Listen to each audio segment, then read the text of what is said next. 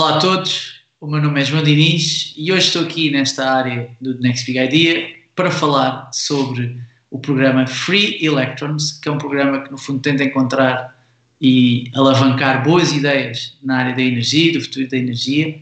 Comigo, para falar sobre o assunto, tenho o Luís Manuel e a Carla Pimenta. O Luís é administrador da EDP Inovação e a Carla é Head of Startup Engagement da EDP. No fundo, vamos tentar perceber como é que funciona este programa e como é que ele foi construído remotamente, porque era para acontecer em Singapura, mas aconteceu de forma virtual e digital para 35 startups um pouco espalhadas por todo o mundo e para 10 empresas elétricas também elas espalhadas pelo mundo, das quais a EDP faz parte. Como é que um evento que iria acontecer presencialmente, não é? Das conversas que tivemos anteriormente, isto ia acontecer em Singapura, não é? A EDP é apenas uma das empresas que participa. Como é que se criou um evento remotamente com, segundo os números que vocês nos facilitaram, 10 empresas elétricas e, para além disso, 35 startups? Como é que conseguiram fazer isto? Queres que eu responda, Luís? Resposta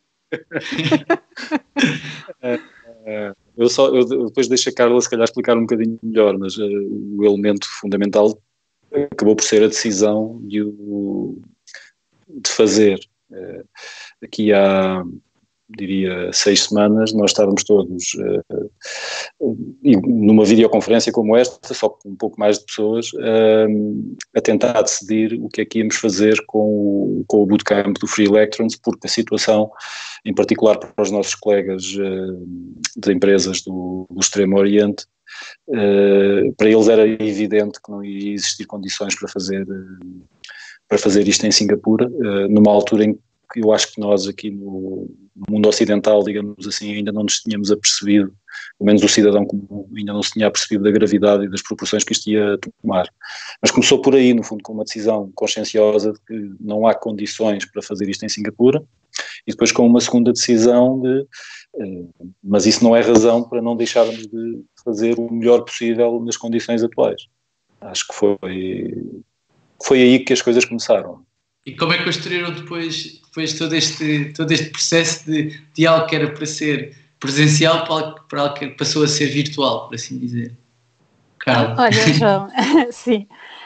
A decisão não foi fácil de tomar, sobretudo quando todas as outras utilities, os restantes partners ainda não estavam bem conscientes do que vinha aí. Estás a falar das outras empresas elétricas que fazem parte também do programa. A Singapore Power, que seria o host deste bootcamp, estava perfeitamente consciente de que muito dificilmente iam conseguir receber praticamente 200 pessoas em Singapura para fazer o bootcamp lá. Equacionou-se adiar, equacionou-se fazer noutro sítio. Lisboa esteve em cima da mesa. À medida que íamos pensando nas soluções alternativas, a pandemia ia se alastrando, país a país, mas estávamos longe de pensar que estaríamos todos a fazer um bootcamp de casa, literalmente em lockdown, com todas as pessoas que participaram. Isto na altura não estava sequer, estava muito longe de nós imaginarmos. A verdade é que decidiu-se não se fazer presencialmente e fazer remotamente, porque, sobretudo, viajar para a Ásia não era uma solução, mas viajar pessoas que vinham da Ásia, daquela região, para cá também não era uma solução. E fazer um bootcamp em que não conseguíamos ter todos juntos no mesmo sítio era estranho. Isto é um programa de inclusão. Portanto, ou estamos todos ou a coisa não funciona tão bem. Não podíamos ter aqui um 50-50. Então tentámos arranjar uma solução. E o digital hoje em dia não é uma coisa assim tão estranha. Estamos a fazer esta entrevista todos nós de casa. Portanto, os meios existem. É uma questão de pôr em prática. Aqui o grande desafio foi como é que nós vamos construir um ambiente de networking, de proximidade, de engagement com grandes empresas, com startups, remotamente, em que temos pessoas literalmente espalhadas pelo mundo inteiro. a dormir quando uns estão acordados. E isto é que foi o grande desafio. Montar um evento destes, com 200 pessoas, com uma série de time zones diferentes, não mantendo o espírito de camaradagem e de animação e de brincadeira, que também é preciso, não é só trabalho, faz parte para aproximar as pessoas. Sim. Dentro do possível, tentámos replicar o melhor possível o digital do que seria um bootcamp físico, presencial. Sim. Ou seja, havia uma espécie de salas virtuais em que as pessoas entravam. Sim. Na prática, nós estamos a falar aqui de um conjunto muito grande de reuniões num espaço muito curto de tempo. Eu penso que foram mais de 250 reuniões, além dos momentos em que estamos todos em conjunto. E, naturalmente, poderíamos fazer isto através de links de Skype, Zoom, Teams, por aí. Mas optou-se por tentar dar aqui um bocadinho de cor, digamos assim, a estas reuniões e dar o máximo possível um ambiente do próprio evento, não é? E, portanto, existia uma plataforma em que as pessoas entravam, estavam num hall de entrada, chamemos-lhe assim, como se fosse um hall de entrada de uma conferência, e depois podiam-se ir dirigindo ou para o conference room ou para as salas privadas onde as reuniões aconteciam. Uma plataforma relativamente bem concebida e que ajuda a substituir, enfim, parcialmente, não totalmente. A tentar normalizar ao máximo. Houve também uma série de coisas que me contaram que tentaram fazer para ajudar a normalizar, principalmente nas partes fora reuniões, como por exemplo aulas e quizzes. Querem falar um bocadinho sobre isso? O que é que tentaram fazer? Ou que fizeram, aliás. Sim, fizemos e faz parte.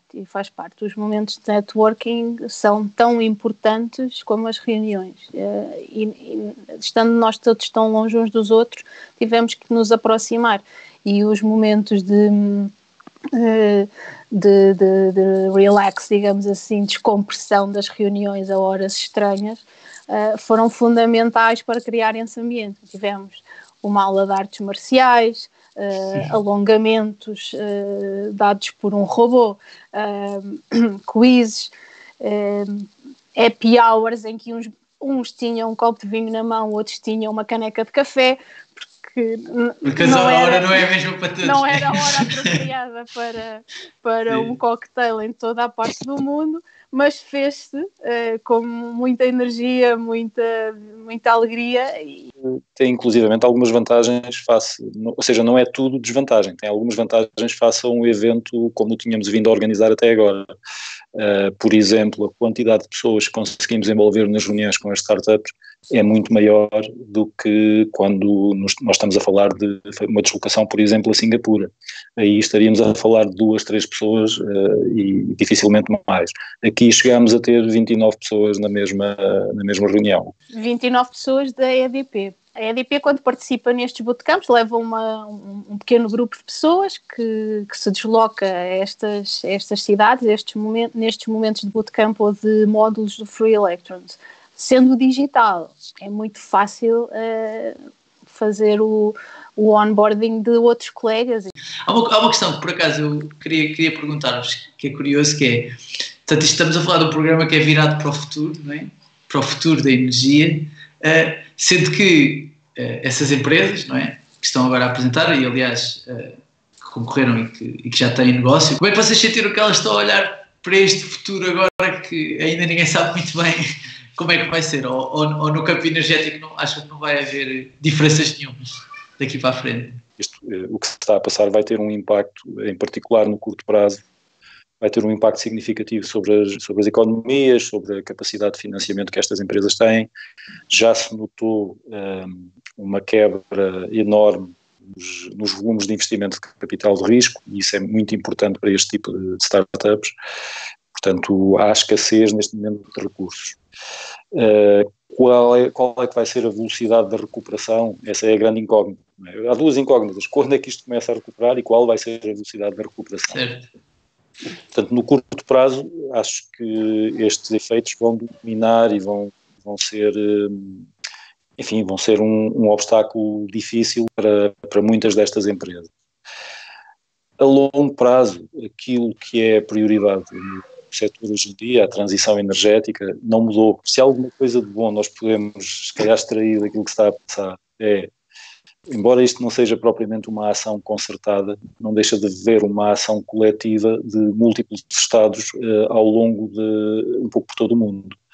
E isso é extremamente encorajador, porque é esse tipo de ação, se calhar com um bocadinho mais de concertação, que nos pode fazer atingir os objetivos ambiciosos de descarbonização, seja para 2030, seja mesmo ainda a mais longo prazo para 2050.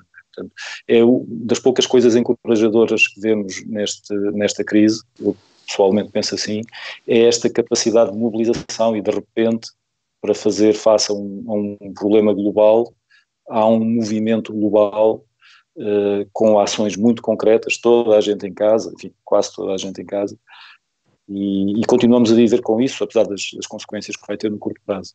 Mostra que o mundo é capaz de fazer coisas muito importantes, com grande sacrifício, quando é mesmo preciso. Sentiste também, apesar de tudo, esse otimismo da parte de quem estava a participar no bootcamp? Sentimos esse otimismo. Eu não sei, Carla, eu acho que senti esse otimismo. Sentia-se muito otimismo e nós estamos muito orgulhosos por termos mantido os planos relativamente ao Free Electrons, mudando aqui o conceito.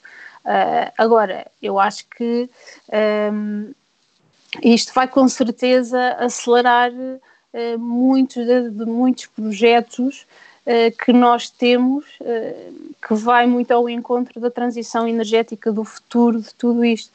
E do digital, com certeza que sim. Terminou agora a primeira fase do bootcamp, não é? Eram 35 startups a concurso, por assim dizer, ficaram 15, não é? Para esta próxima fase.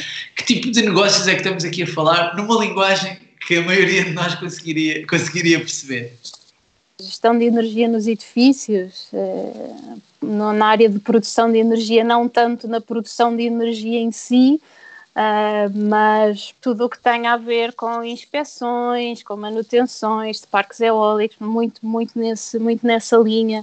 As redes inteligentes, portanto, toda a nossa rede de distribuição energética tem problemas e tem muito caminho ainda por percorrer no digital e na manutenção preditiva. Soluções para o cliente, e aí podemos estar a falar também de mobilidade elétrica, eficiência energética, temas que tocam muito ao cliente, que é como é que eu posso poupar na conta da luz, quais são as estratégias, como é que eu posso ser um microprodutor de energia solar, por exemplo. Muitas soluções em torno destas temáticas, coisas que ainda em Portugal não estão desenvolvidas, mas que será uma realidade no futuro. Se eu posso ter um painel fotovoltaico em minha casa e não consumir tudo, posso vender ao meu vizinho. Das soluções que vimos ali, incluindo aquelas que passaram, nós gostámos muito, sentimos muito interesse das várias pessoas da EDP em alguns casos. Por exemplo, um caso, uma aplicação de Field Force Management, no fundo uma aplicação que permite às pessoas que têm responsabilidades de operação e manutenção realizarem essa operação e manutenção com o apoio de vídeo e de inteligência artificial. Portanto, o operador é apoiado em permanência através da existência de uma câmara e de um algoritmo por trás que está a interpretar aquilo que essa própria câmara está a ver. Isto é muito poderoso do ponto de vista de realização de operações de OEM, portanto, de operação e manutenção. Isso é uma solução que nos pareceu mesmo muito interessante. Também vimos uma coisa que nos interessa muito, sensorização de ativos, portanto, empresas com sensores que se instalam nas infraestruturas energéticas e que depois emitem sinais que nos permitem entender o estado dessas infraestruturas energéticas. A sensorização é um campo muito interessante. É também um campo difícil porque é um campo que exige instalação dos próprios sensores e, portanto, a maior ou menor facilidade com que isso é feito pode marcar a diferença. E vimos algumas soluções muito interessantes e uma, inclusivamente, passou à fase final neste ponto de vista. Entrou também uma empresa portuguesa, a Tecel, os founders não são portugueses, mas são residentes em Portugal, que desenvolveu uma tecnologia que permite fazer inspeções de infraestruturas energéticas, nomeadamente linhas de distribuição, apenas com imagens de satélite. O que é muito interessante também, por exemplo, do ponto de vista de controle da limpeza em torno dessas linhas de distribuição. Portanto, é um tema que também nos é muito caro e extremamente importante. Portanto, é uma gama muito diversificada. Eu agora ficava aqui a falar das 15, mas é uma gama muito diversificada de negócios novas formas de relacionamento com o consumidor também. E estamos muito confiantes que daqui sairão projetos interessantes e, quem sabe, ofertas de produtos e serviços que vamos ter, inclusivamente aqui em Portugal. Ok. Luís, Carla, muito obrigado por terem estado aqui à conversa comigo durante este bocadinho. Boa sorte para o que resta também do bootcamp e mantenham-se seguros também. Obrigada, João.